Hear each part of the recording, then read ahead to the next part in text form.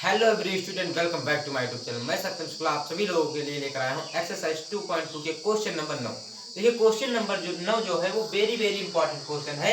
क्या कह रहा है, यदि बहुपद f(x) - 3px² + qx - r के मूल समांतर श्रेणी में है तब p q और r में संबंध ज्ञात कीजिए। आप ध्यान से देखिए, क्वेश्चन बहुत इजी क्वेश्चन है, आप इसे हल कर लेंगे। यहाँ पर देखिए सोल्यूशन 9 नंबर का सोल्यूशन देखिए। क्या दिया है, बहुपद आपको दिया हुआ है f(x) दिया हुआ है x³ - 3px² + qx और -r, ये आपको बहुपद दिया हुआ है। अब यहाँ पर आप a बराबर ज्ञात कर लीजिए। a बराबर हो जाएगा 1, b बराबर हो जाएगा -3p और c बराबर हो जाएगा q और d बराबर हो जाएगा -r। ये इतना हो जाएगा आपका। अब आप देखिए, अगर मूल समांतर श्रेणी में है, अगर मूल समांतर श्रेणी में है, क्या है, समांतर श्रेणी में, तो आप जानते हो अल्फा का मान क्या हो जाएगा, बीटा का मान क्या हो जाएगा, श्रेणी में है तो अल्फा बराबर हो जाता है a-d और बीटा बराबर हो जाता है a और गामा बराबर हो जाता है a+d। अगर क्या है, मूल समांतर श्रेणी में है तो ये अल्फा का मान ये हो जाता है, बीटा का मान ये और गामा का मान ये हो जाता है। अब आप क्या कर लीजिए, मूलों का योग फिर याद कर लीजिए। Alpha plus beta plus gamma बराबर क्या होता है, -b/a। अल्फा का मान क्या दिया हुआ है, a-d, बीटा का मान दिया हुआ है a, गामा का मान दिया हुआ है a+d और बराबर माइनस पहले से दिया हुआ है, माइनस यहाँ पर है b के मान, तो -3p और बटे क्या हो जाएगा, a का मान 1 है तो 1 का कोई मतलब नहीं होगा। ये d ये प्लस में है, ये माइनस में कट जाएगा तो 1 2 3 यानी 3a हो जाएगा और बराबर माइनस माइनस प्लस यानी 3p हो जाएगा। 3 से 3 कट जाएगा तो a बराबर क्या प्राप्त हो जाएगा, p, यानी a का जो मान प्राप्त हुआ वो क्या प्राप्त हुआ, a बराबर p प्राप्त हो गया।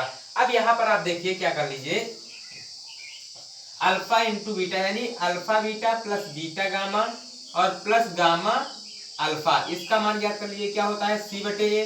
अब अल्फा इंटू बीटा यानी a-d और गुणे क्या कर लीजिए a और प्लस a गुणे a+d और फिर प्लस क्या हो जाएगा a-d और a+d और बराबर c/a। c का मान क्या है, यहाँ पर देखिए q और a का मान 1 है तो यहाँ पर q हो जाएगा। अब आप देखिए यहाँ पर a बराबर आप क्या रख दीजिए, p। आपने a बराबर p निकाला है तो a के स्थान पर क्या रख दीजिए, a बराबर p रखने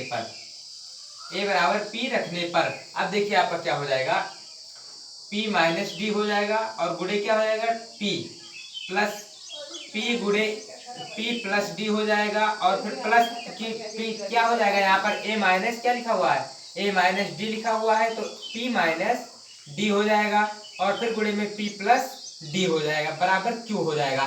p का जब p से गुणा करेंगे तो p² - pd हो जाएगा प्लस p² प्लस pd हो जाएगा और फिर क्या हो जाएगा, p² - d² हो जाएगा बराबर क्या हो जाएगा q। अब pd से प्लस माइनस से कट जाएगा, 3p² हो जाएगा, 3p² - d² बराबर q हो जाएगा।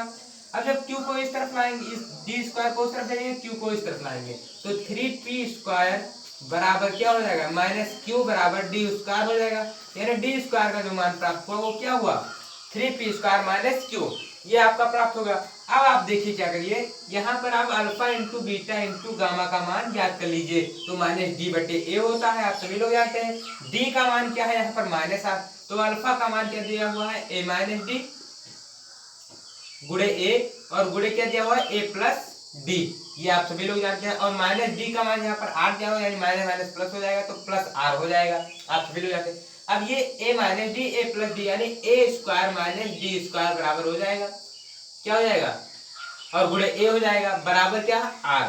अब आप a का मान p आया है तो p रख दीजिए और d का मान क्या आया है, ये इतना प्राप्त हुआ है तो इतना रख दीजिए।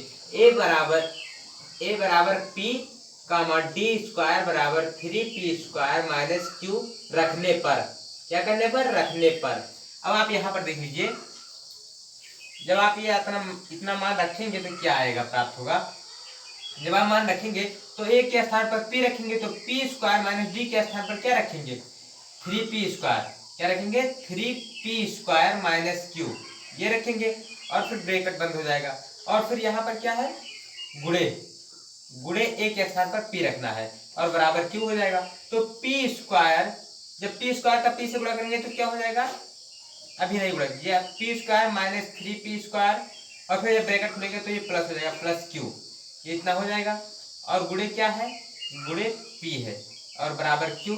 जब p का p स्क्वायर से गुणा करेंगे तो p क्यूब हो जाएगा, माइनस 3p से गुणा करेंगे तो क्या हो जाएगा 3p क्यूब हो जाएगा और फिर प्लस p क्यूब हो जाएगा, बराबर क्या हो जाएगा, बराबर क्या है यहाँ पर r है, क्यों नहीं है बराबर में, तो बराबर r रख लीजिए।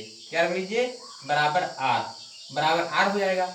अब आप लोग देखिए यहाँ पर क्या होने वाला है, यहाँ पर देख लीजिए तो पी क्यू माइनस यानी 3p क्यू में से एक p क्यू घटेगा तो क्या हो जाएगा माइनस 2p क्यू बचेगा और फिर प्लस पी क्यू बराबर r। इस पी क्यू को उस तरफ भेजेंगे तो क्या हो जाएगा माइनस पी क्यू हो जाएगा, तो माइनस 2p क्यू बराबर r माइनस पी क्यू हो जाएगा। अब जब ये माइनस गुणा करेंगे तो 2p क्यू बराबर पी क्यू माइनस r, यही आपका जो पी क्यू और r में संबंध था वो आपका प्राप्त हो गया।